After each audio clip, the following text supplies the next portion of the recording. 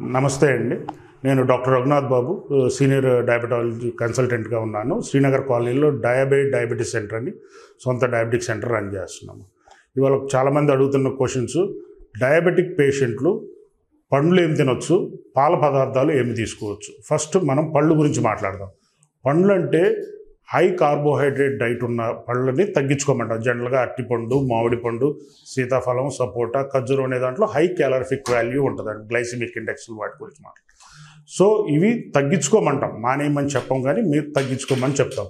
మిగతా ఫ్రూట్స్ ఉన్నాయండి, అంటే జామ పండు కావచ్చు, లేదా బొప్పాయికాయ కావచ్చు, ఆరెంజెస్ కావచ్చు, పుచ్చకాయ కావచ్చు, తర్బూజ్ కావచ్చు, తీసుకోవటం చాలా మంచిది. పైనాపిల్ కానీ లేదా పనాస్ పండు కానీ ఇవన్నీ తక్కువ మోతాదులో తీసుకోమంటాం అన్నమాట. అంటే మైల్డ్, మోడరేట్, సివియర్ అనే వాటిలో ఇండెక్స్లను బట్టి క్యాలిక్యులేట్ చేస్తాం. అంటే మన బాడీకి ఎంత క్యాలరీస్ కావాలనే దాన్ని బట్టి మన ఆహారం ఉంటుందండి. అంటే ఒక సన్నగా ఉన్న వ్యక్తి 1600 క్యాలరీల నుంచి 1800 క్యాలరీస్ తీసుకోమన్నాం అనుకోండి, వాళ్ళకి సరిపడే ఆహారంలో మిగతా క్యాలరీ పార్ట్ ఎక్కువ తీసుకున్నప్పుడు ఈ ఫ్రూట్స్ తీసుకోవడం చాలా మంచిదన్నమాట. ఫ్రూట్స్ అనేది ఏంటంటే మిగతా ఆహారాలను క్యాన్సిల్ చేసి ఫ్రూట్స్ ఒక్కటే తీసుకోవడం కంటే కూడా పొద్దున, మధ్యాహ్నం, రాత్రి అనే ఫుడ్స్లో ఇన్ బిట్వీన్ ఫ్రూట్ తీసుకోవటం అనేది చాలా మంచిది. నాన్ డయాబెటిక్ పేషెంట్స్ని ఫ్రూట్స్ దాదాపు ఒక 6 నుంచి 7, 8 పళ్ళు దాదాపు మోతాదు పర్ డే తీసుకోవడంలో తప్పు లేదంటాం. అదే డయాబెటిక్ వాళ్ళకి ఏంటంటే ఒక మోతాదు అని ఉంటుంది అనమాట. అది క్యాలరిఫిక్ వాల్యూ ద్వారా, క్యాలిక్యులేషన్ ద్వారా చెప్పుకునేది అనమాట. అంటే ఇంచుమించుగా 1 పండు కానీ 2 పండు కానీ తీసుకోవడంలో తప్పు లేదు.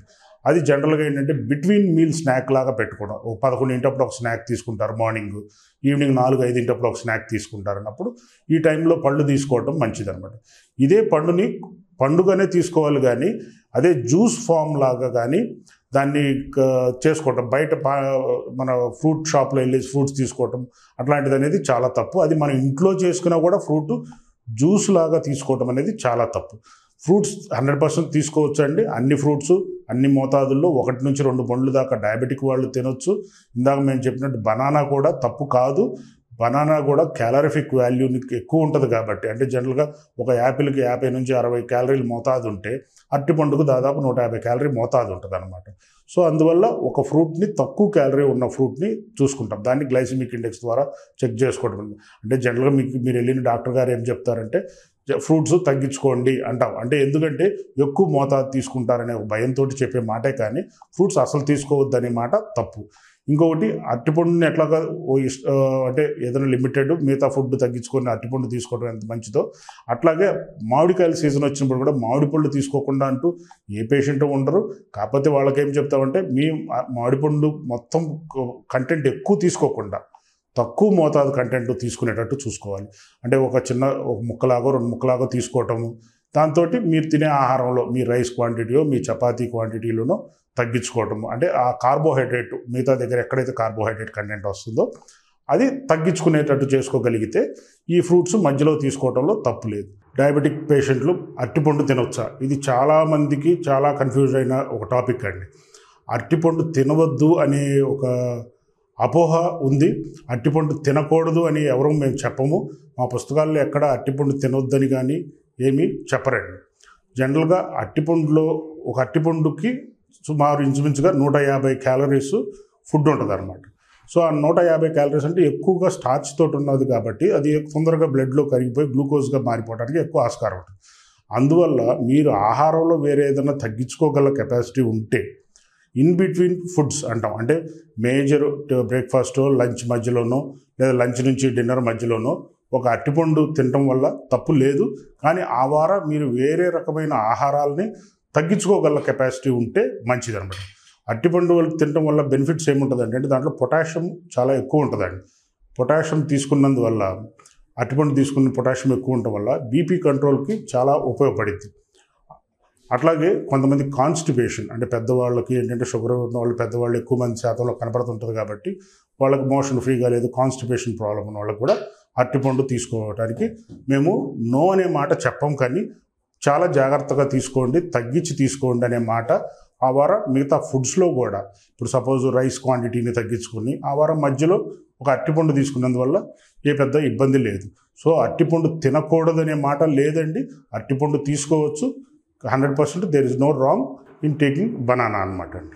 అట్లాగే పాల పదార్థాలు అంటే చాలా రకాలు ఉన్నాయండి. అంటే మనకు ఆవు పాలు కావచ్చు, గేదె పాలు కావచ్చు, ఈ నార్మల్గా మనకి యానిమల్ దీని నుంచి వచ్చాయి. దీంట్లో గేదె పాలు మనకి జనరల్గా మన తెలుగు రాష్ట్రాల్లో ఎక్కువ వాడేది గేదె పాలు ఎక్కువ ఉంటుంది అనమాట.